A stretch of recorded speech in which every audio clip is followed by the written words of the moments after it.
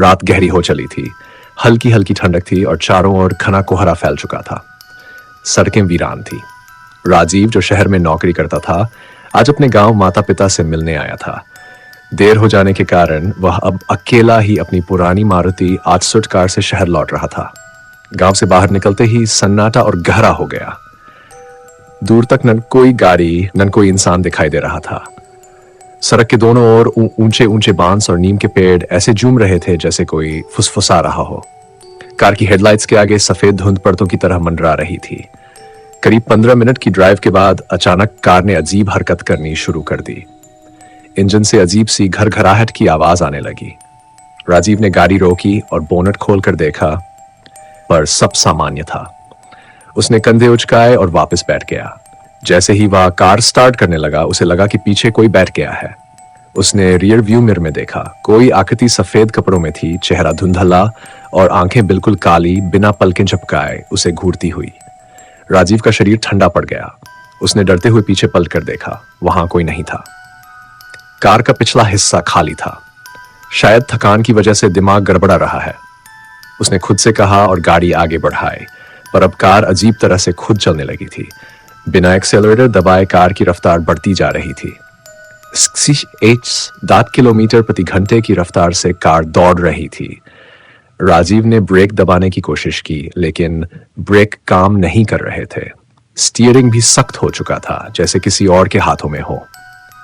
सामने कोहरे के बीच उसे धुंधली आकृति दिखी। एक बूढ़ी औरत। उसके चेहरे पर भयानक जलने के निशान थे, बाल बिखरे हुए और आंखें लाल जलती हुई। वह सड़क के बीचों बीच खड़ी थी। राजीव ने चीखते हुए आंखें बंद कर ली, लेकिन कोई टक्कर नहीं हुई। जब उसने आंखें खोली तो पाया कि कार एकदम रुक चुकी थी, उसी जगह पर जहां से उसने अपनी यात्रा शुरू की थी, गांव की सीमा पर। वहां टूटा फूटा एक बोर्ड पड़ा था, जिस पर फेडेड लाल अक्षरों में लिखा था, यहां से आगे जाना मना है, मृत आत्माओं का क्षेत्र। राजीव का दिल जोर जोर से धड़कने लगा।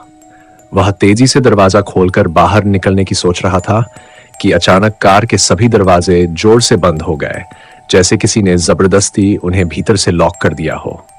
उसने शीशे से बाहर देखा तो कार के चारों ओर धुंध के बीच आकृतियां मंडरा रही थीं। कोई बच्चा हंसते हुए दौड़ रहा था, कोई औरत बाल बिखेरे चिल्ला रही थी और कई साए उसके चारों तरफ गोल घेरा बनाते घूम रहे थे। कार के शीशे पर अचानक खून के निशान बनने लगे। एक वाक्य उभरा, तुम अब कभी नहीं बच पाओगे।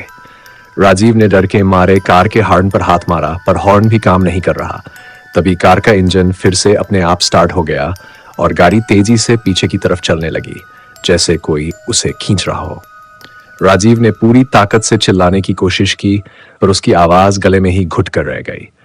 उसकी आंखों के सामने अंधेरा छाने लगा और आखिरी चीज जो उसने देखी वह थी एक लंबा साया जो कार के सामने खड़ा था, धीरे धीरे उसकी ओर बढ़ता हुआ।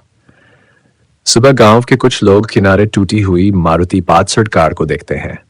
कार पूरी तरह खाली है, न ड्राइवर न कोई यात्री। बस सीटों पर खून के धब्बे हैं और शीशे पर लिखा एक संदेश, एक और आत्मा हमारी हो गई।